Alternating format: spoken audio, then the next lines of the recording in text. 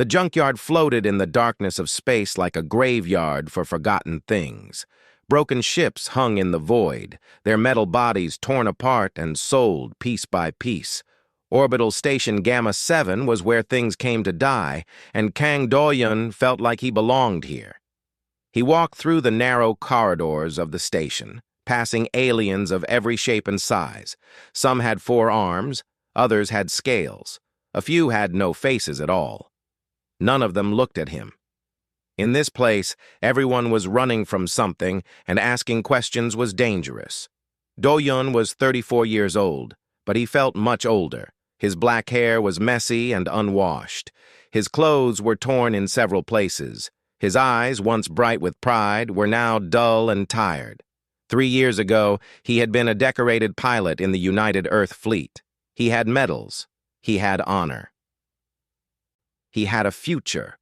Now, he had nothing. The court-martial had taken everything from him. They said he disobeyed orders. They said his actions caused the death of an entire convoy. They called him a traitor and a coward. They stripped his rank and threw him into the darkness of space like garbage. The truth was different. Do-yun had disobeyed orders because those orders would have killed 300 civilians on a transport ship.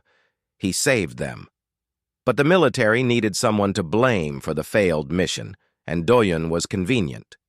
He stopped in front of a large door marked with alien symbols. Behind it was the yard of Torgun, a Velthari scrap dealer known for selling things that nobody else would touch. Do-yun pushed open the door and stepped inside. Torgun was huge. He stood nearly 3 meters tall, with 4 muscular arms and skin the color of dark stone. His eyes were yellow and filled with amusement as he watched the small human approach. "Little human returns," Torgun said, his voice like rocks grinding together. "Still want that cursed wreck?" "I have the credits," Do-yun said. He held up a small device showing his account. 12,000 credits. Everything he had left in the universe. Torgun laughed. The sound echoed through the junkyard. "That ship has been sitting in my yard for 40 years.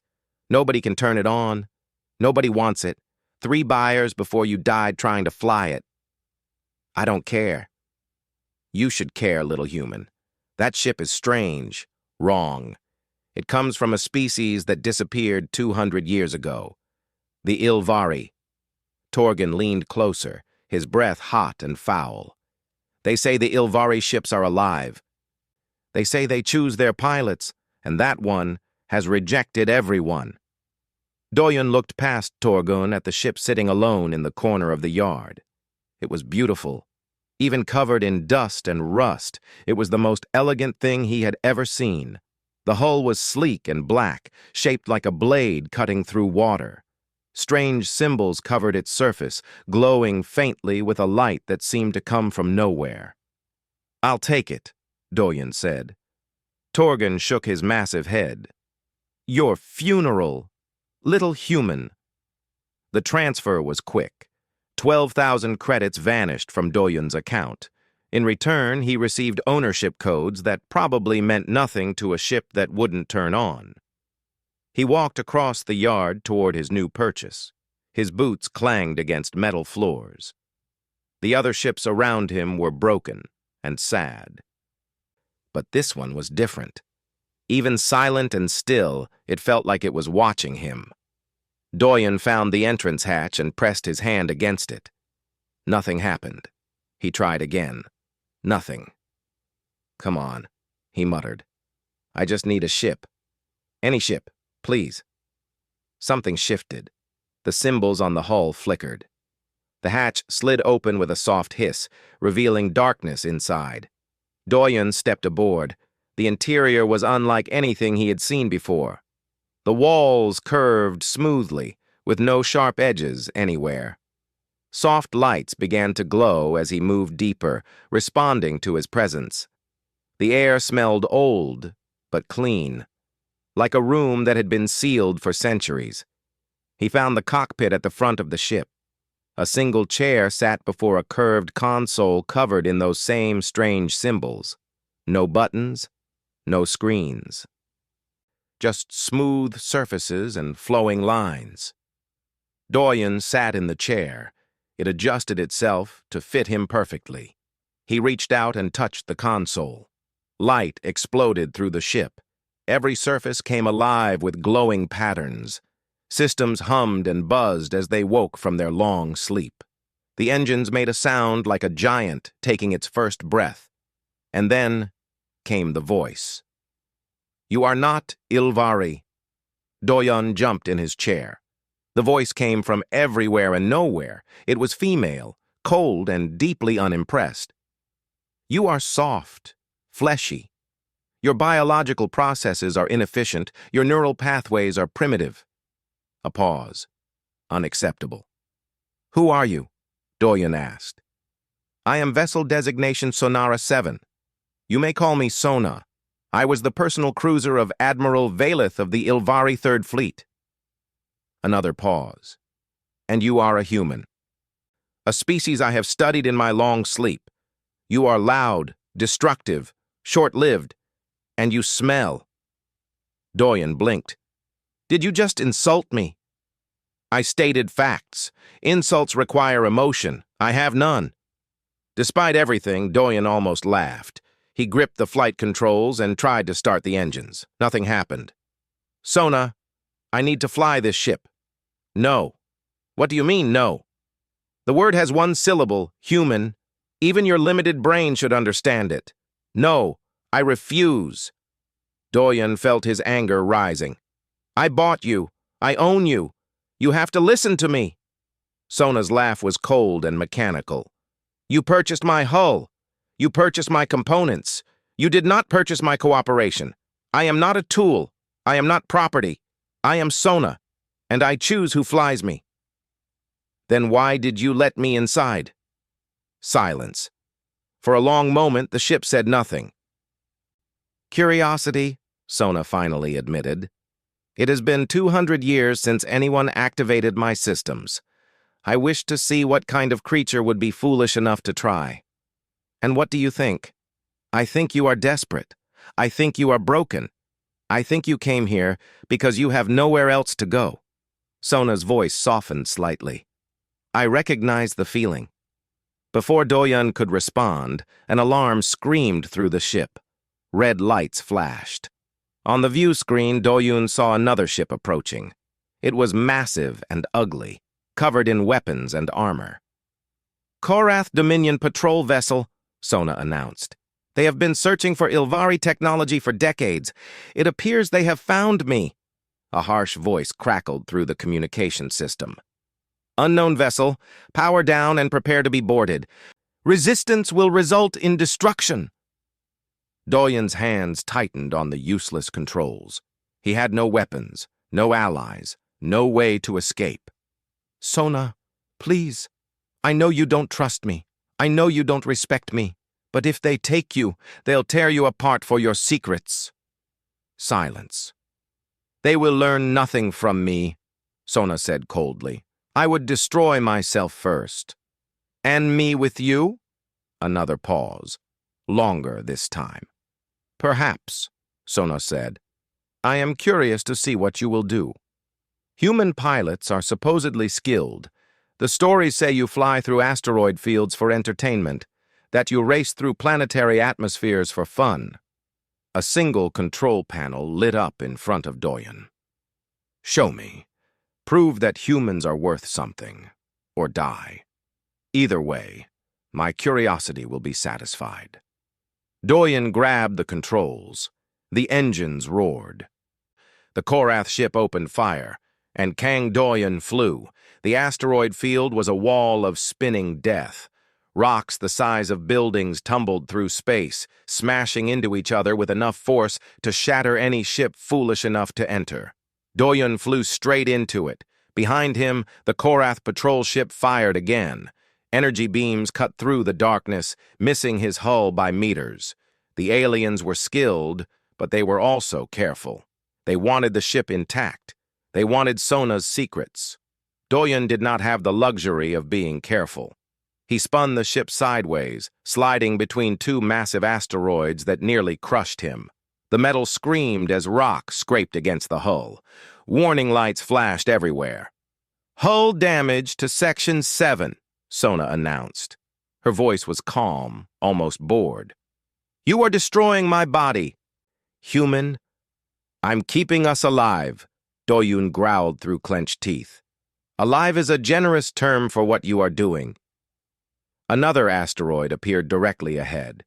Doyun cut the engines and let momentum carry them forward. At the last possible moment, he fired the side thrusters, spinning the ship in a tight spiral around the rock.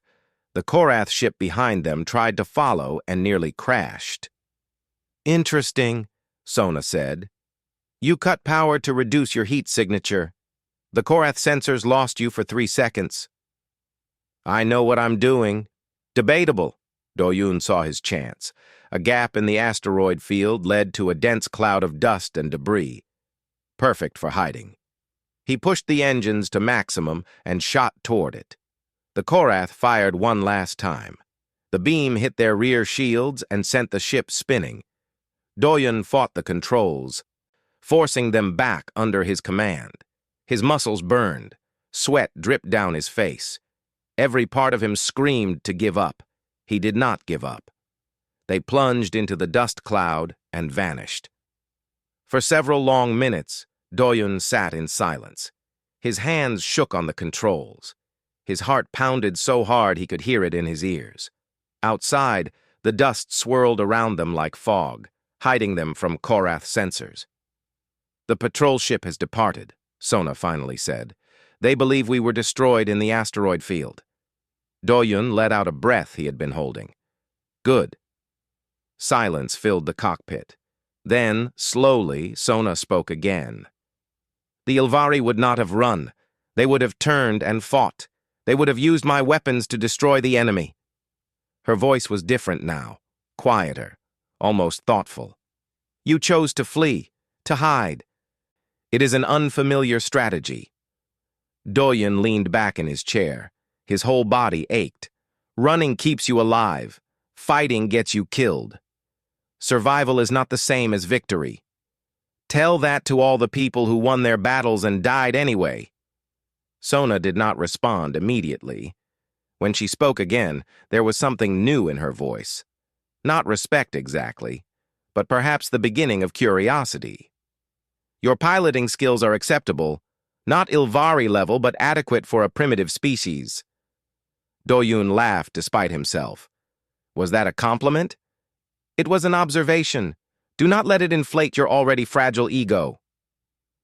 One by one, the locked control panels around Doyun began to light up. Navigation, life support, communications. Sona was giving him access to her systems, not all of them, not the weapons or the deeper functions, but enough to actually fly. "Do not mistake this for trust," Sona warned. "I am simply acknowledging that you may be slightly less useless than I initially calculated." "I'll take it." They flew through space for 2 days, avoiding trade routes and military patrols.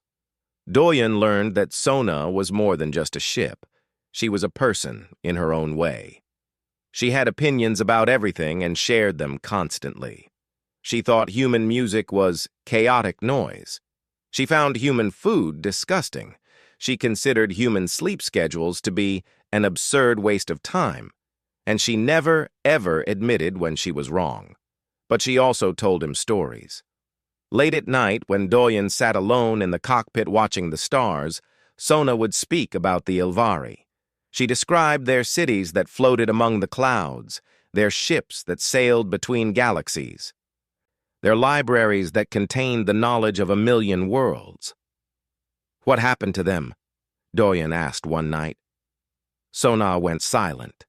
When she finally answered, her voice was heavy with something that might have been grief. "They are gone. That is all you need to know." They reached a hidden station called the Hollow on the 3rd day. It was built inside an asteroid, invisible to most sensors. This was where people came when they wanted to disappear. Smugglers, refugees, criminals, the forgotten and the lost. Doyun fit right in. He found a small clinic near the station center, run by a woman named Yoon Haijin. She was in her early 30s, with sharp eyes and steady hands. Her clinic was clean despite the chaos around it. "Dislocated shoulder," she said, examining Doyen's arm. "3 cracked ribs, multiple bruises.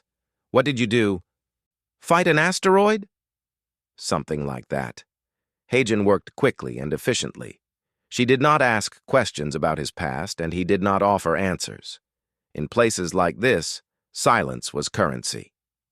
"Nice ship," she said casually. "Never seen anything like it. Where did you find it?" "Junkyard. It was cheap. Cheap ships don't have Ilvari symbols on them." Doyen looked at her more carefully. "You know about the Ilvari?" "I was a military medic. Fleet archives had files on them." She finished wrapping his ribs. "They also had files on ships like yours. The Korath have been hunting for Ilvari technology for 50 years. If they find you, they won't ask nicely." "I noticed." A voice interrupted them. It came from the doorway, where a thin alien with too many eyes was watching them with obvious interest. "Forgive my intrusion," the alien said. "I am Vekan. I deal in information, and I could not help but overhear your conversation." "Then you should learn to mind your business," Doyun said. Vekan smiled with a mouth that had too many teeth. "The ship you fly is more valuable than you know, human. The Korath are not simply hunting for technology.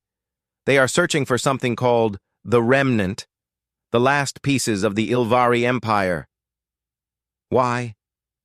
"Because Ilvari ships like yours contain star maps, coordinates to the Ilvari homeworld, and on that world are weapons powerful enough to end civilizations." Vekan leaned closer. "If the Korath find that world, the fragile peace between species will end. War will consume the galaxy." Doyun felt cold. "My ship doesn't have anything like that."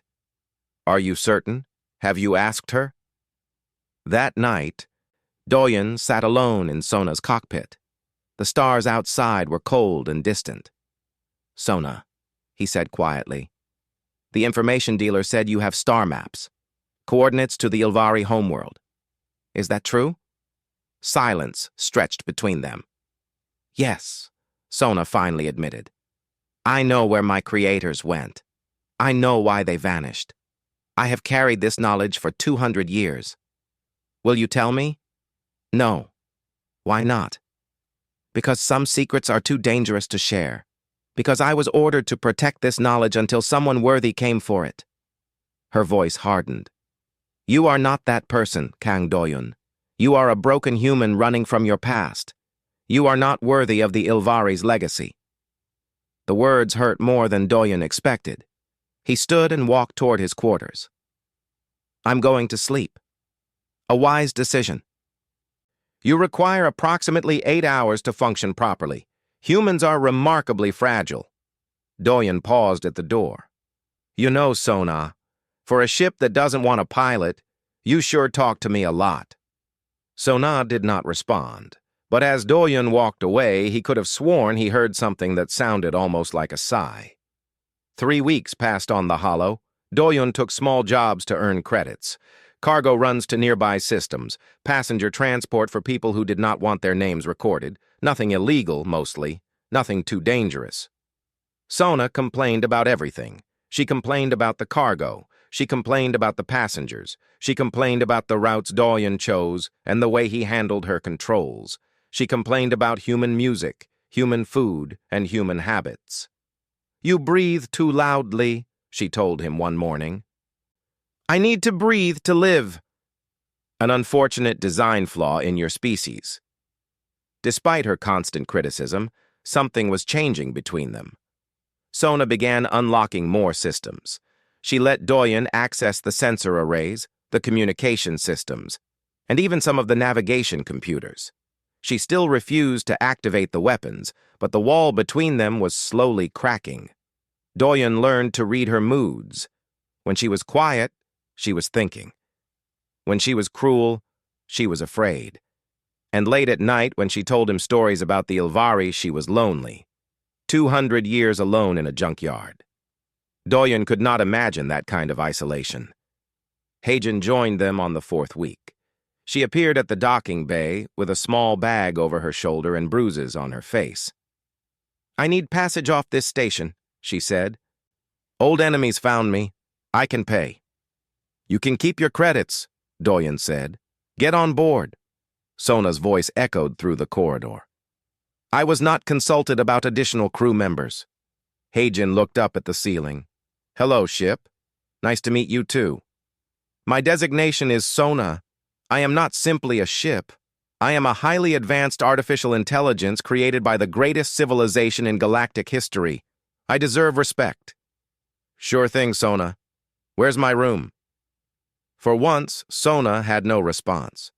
Heijin fit into their strange little crew more easily than expected. She was quiet and practical. She did not ask about Doyen's past or Sona's secrets.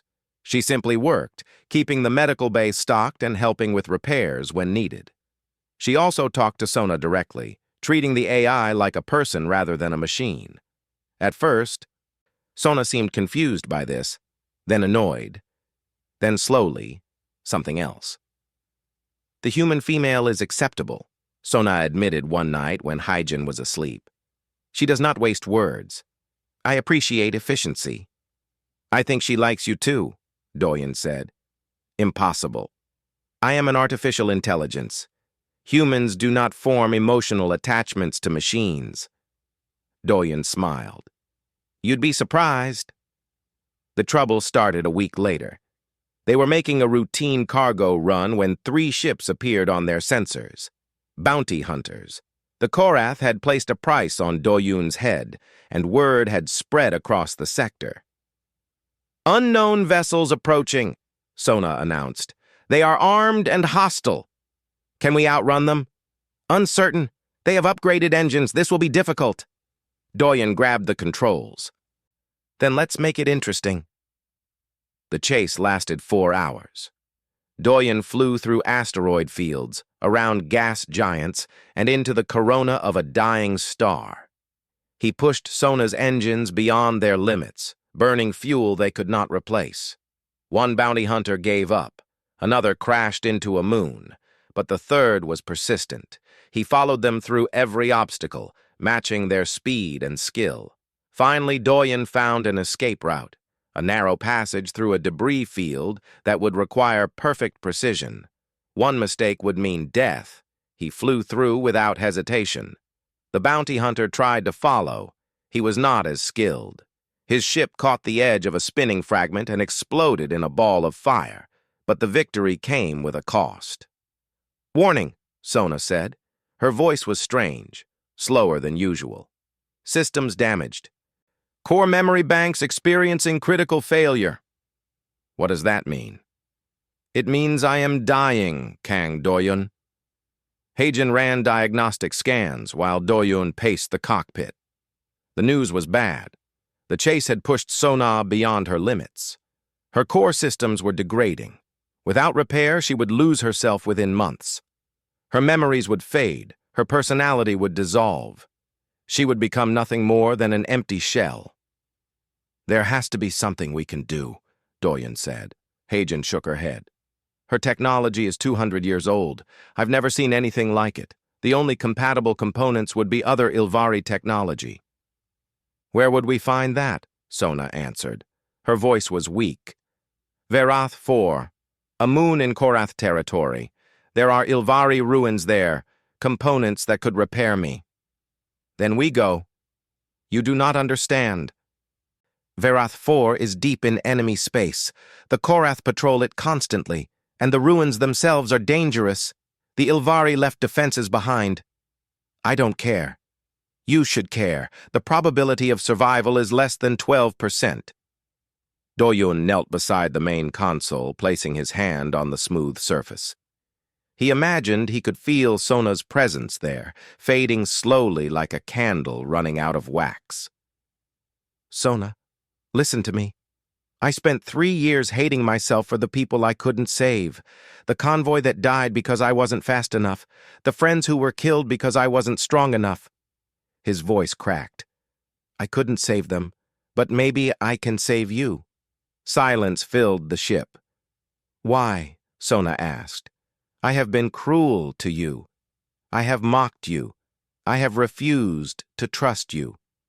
Why would you risk your life for me?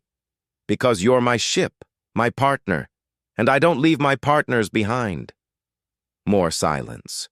When Sona spoke again, there was something different in her voice, something vulnerable.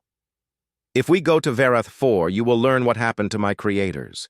You will learn why I was abandoned, and you will not look at me the same way. Doyen stood. Try me. Hagen appeared in the doorway. Are we really doing this? We are. Good. I was getting bored anyway. Sona's engines hummed as she calculated the course. Despite her damage, despite her fear, she was still fighting. Course set for Verath 4, she announced. Estimated travel time is 47 hours. I suggest you both rest. You will need your strength for what lies ahead. Doyen sat in the pilot's chair. Outside the view screen, the stars seemed brighter than usual. Sona? Yes? For what it's worth, I don't think you're just a ship. I think you're something more. Something special. The lights in the cockpit flickered. When Sona spoke, her voice was barely a whisper. That is the kindest thing anyone has said to me in 200 years. Doyen smiled. Don't let it go to your head. Impossible. I do not have a head. I am a spacecraft. There she is. For the first time since he had found her in that junkyard, Doyen heard Sona laugh. It was not cold or mechanical. It was warm, almost human. They flew toward Korath space together, three broken souls searching for something worth saving. He journeyed to Verath 4, took them through the darkest regions of space. Doyen flew carefully, avoiding patrol routes and hiding in the shadows of dead planets. Sona guided him when she could, but her voice grew weaker each day. Her systems flickered. Her responses became slower. She was running out of time. During the long hours of travel, Sona began sharing her memories. Not data files or historical records, but real memories. Experiences. Feelings. She told Doyen about Commander Velith, the Ilvari admiral who had been her pilot for 60 years. Velith had treated Sona not as a tool, but as a friend.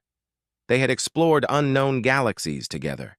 They had fought battles side by side. They had shared secrets that no one else would ever know.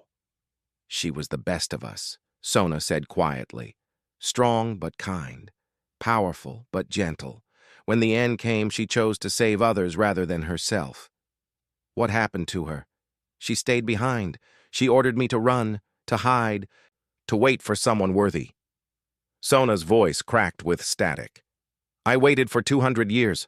No one came. I came. Yes, you did. They reached Verath 4 on the third day. The moon hung in space like a gray tomb, orbiting a planet that had died long ago. But what surrounded it was far more disturbing. Ships. Thousands of them. Ilvari vessels of every size and shape, drifting silently in the void. Their lights were dark. Their engines were cold. They were a graveyard in space, a monument to a civilization that no longer existed. My people came here to die, Sona said. This was their final gathering, their last farewell. Hagen stared at the view screen, her face pale. There must be millions of them. Billions. The Ilvari spread across 1,000 worlds. And they all came here in the end. Doyen guided the ship through the floating graveyard, navigating carefully between the ancient vessels. Some were small fighters, others were massive warships larger than cities. All of them were silent. They landed on the moon's surface near a ruined structure that Sona identified as her birthplace. The facility was ancient and broken, but some parts still held power. Somewhere inside were the components that could save her. Hagen gathered her medical equipment. Doyen checked his weapons. They stepped outside together, leaving Sona behind in her damaged shell. The ruins were haunting. Empty corridors stretched into darkness. Faded symbols covered the walls, telling stories that Doyen could not read. Dust covered everything, undisturbed for 2 centuries. "This way," Sona's voice crackled through their communicators. "The repair components are in the central chamber." They found the chamber after an hour of walking. It was a vast circular room filled with equipment that Doyen did not understand. In the center sat a console that still glowed faintly with power. Hagen went to work immediately, identifying the components they needed and carefully removing them. Doyen stood guard, watching the shadows for movement. "Doyen," Sona's voice came through again. "There is something else here. Something I need you to see." "What is it?" "Access the console. I will show you." Doyen approached the central console and placed his hand on its surface. Light flooded his vision, and suddenly he was somewhere else. He was inside Sona's memories. He saw the Ilvari as they truly were. Beautiful creatures of light and energy, existing in forms that shifted like water. He saw their cities floating among the stars. He saw their ships sailing between galaxies. He saw their power, their wisdom, their glory. And then he saw their fall. The Ilvari had grown arrogant. They believed themselves superior to all other species. They built weapons of unimaginable destruction, devices that could crack planets, machines that could unmake stars, tools of genocide wrapped in elegant design. When a civil war erupted among them, those weapons were turned inward. Faction fought faction. World destroyed world. The Ilvari, in their pride, had created the instruments of their own extinction. In the final days, the leaders of every faction gathered together. They looked at what they had become. They looked at what they had built. And they made a choice. They would end themselves rather than let their weapons spread to the galaxy. The great fleets gathered at Varath 4. The Ilvari said their goodbyes, and then, one by one, they shut down their ships, their cities, their lives. They scattered into the void, hiding their homeworld, erasing their technology, disappearing from history. Some few remained behind to guard the secrets. Sona was one of them. Commander Valeth had placed her in the junkyard and ordered her to wait, to watch, to judge, and when someone worthy finally came, to decide whether the galaxy deserved to know the truth. The vision faded. Doyen found himself kneeling on the chamber floor, tears streaming down his face. "Now you understand," Sona said. "My creators destroyed themselves because of pride, because they thought they were better than everyone else. I have carried that shame for 200 years. Doyen wiped his eyes. "It wasn't your fault. I know. But I was made by them. Their guilt is my guilt. Their shame is my shame." "No." Doyen stood slowly. "You're not them, Sona. You're you. And you get to choose who you want to be." Before Sona could respond, Hagen shouted from across the room. "Doyen, I found something." He ran to her side. She was standing next to a large pod, covered in frost and symbols. Through the ice, he could see a figure inside. An Ilvari, frozen in stasis for 200 years. "She's alive," Hagen said. "Her vitals are weak, but she's alive." Sona's voice came through, filled with emotion. "That is Talith. She was an engineer. She placed herself in stasis as a last witness, in case anyone ever came to learn the truth. Can we wake her? Yes, but we must do it carefully." They worked together for hours, slowly warming the pod and monitoring Talith's life signs. When her eyes finally opened, they were filled with confusion and grief. She spoke in a language Doyen did not understand. Sona translated. "She asks why we are here. She asks if the war is over." Doyen knelt beside the pod. "The war ended 200 years ago. The Ilvari are gone, but you're not alone anymore." Talith looked at him. Her eyes were ancient and sad. But slowly something else appeared in them. Hope. An alarm screamed through the facility. Red lights flashed everywhere. "Korath fleet detected," Sona announced. "They have found us. Dozens of warships are entering the system." Doyen's blood ran cold. They were trapped on a dead moon, surrounded by enemies, with no way to escape. "How long until they reach us?" 2 hours, perhaps less. Hagen helped Talith stand. The Ilvari was weak but determined. She spoke again, and Sona translated. "She says she can help. She knows the defense systems of this facility. She can activate them." "Will it be enough?" Talith looked at Doyen. For the first time, she smiled. "She says it will have to be." They ran back toward the ship, carrying the repair components and supporting Talith between them. Behind them, the Korath fleet descended like hungry wolves. The battle for Verath IV was about to begin. The Korath fleet filled the sky like a swarm of angry insects. Dozens of warships descended on Verath IV, their weapons charging, their soldiers preparing for conquest. At their head flew the massive flagship of Warlord Draven, a brutal commander who had spent his entire life hunting for Ilvari secrets. Today, he believed he would finally claim them. Doyen stood in Sona's cockpit, watching the fleet approach. Hagen worked frantically, installing the repair components they had recovered.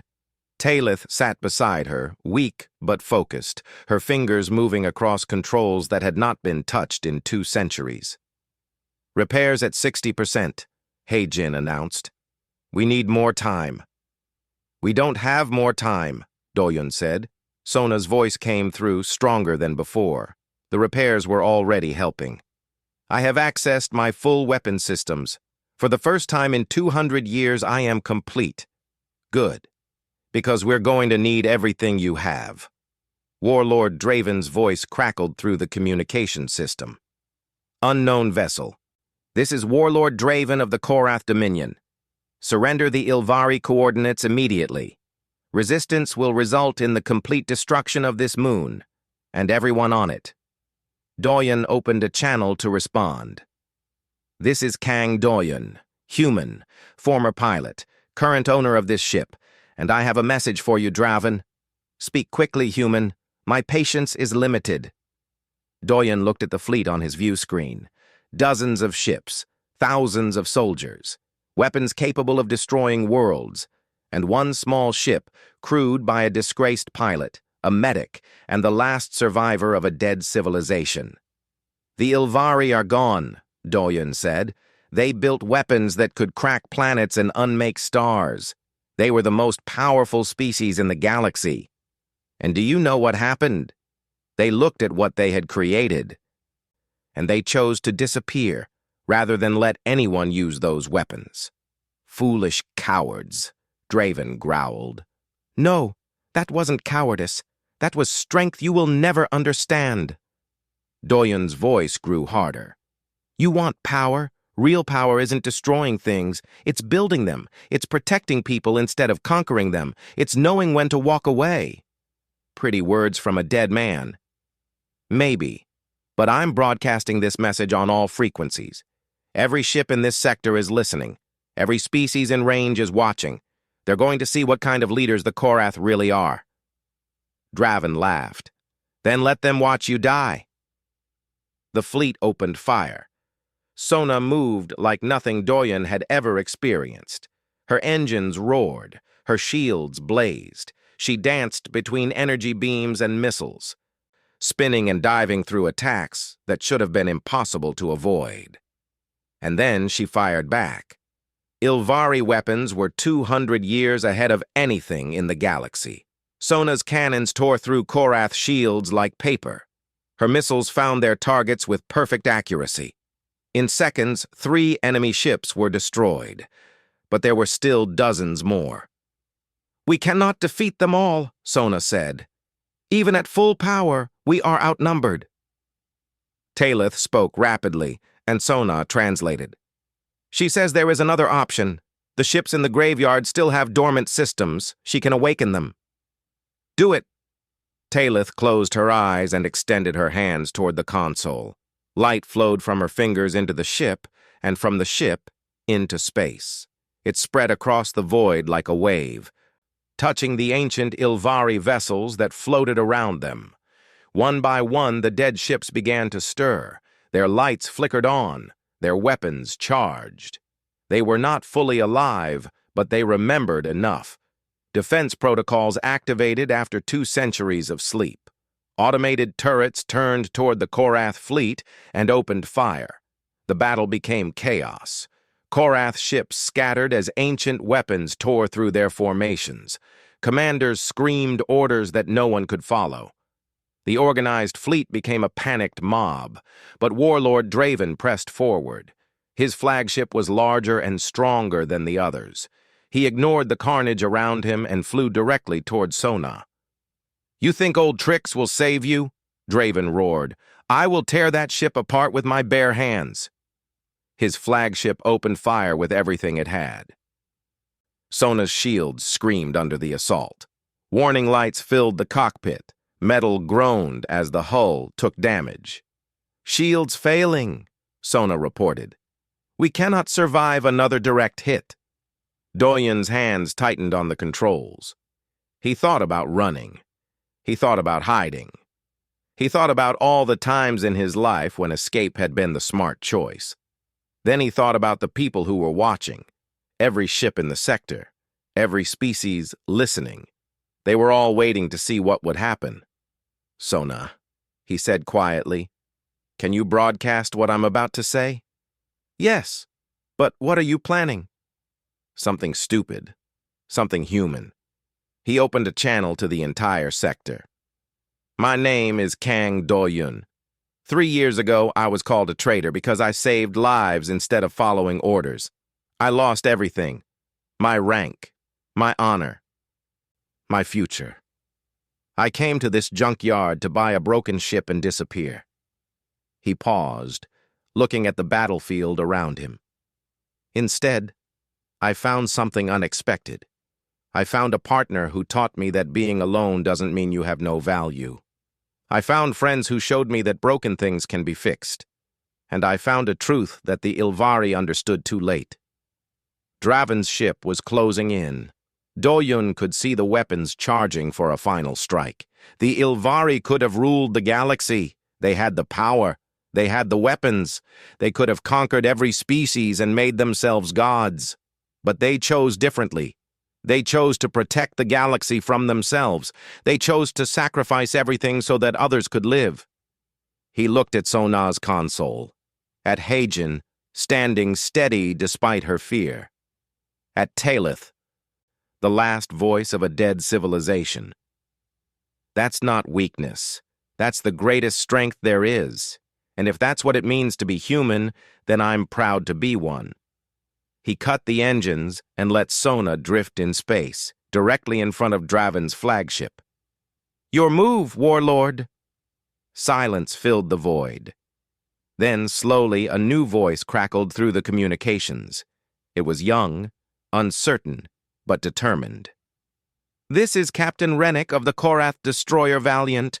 I am standing down." Draven's voice exploded with rage. "Rennick, you will obey my orders." "No, sir. I joined the fleet to protect my people, not to conquer innocent worlds. What we are doing here is wrong." More voices joined.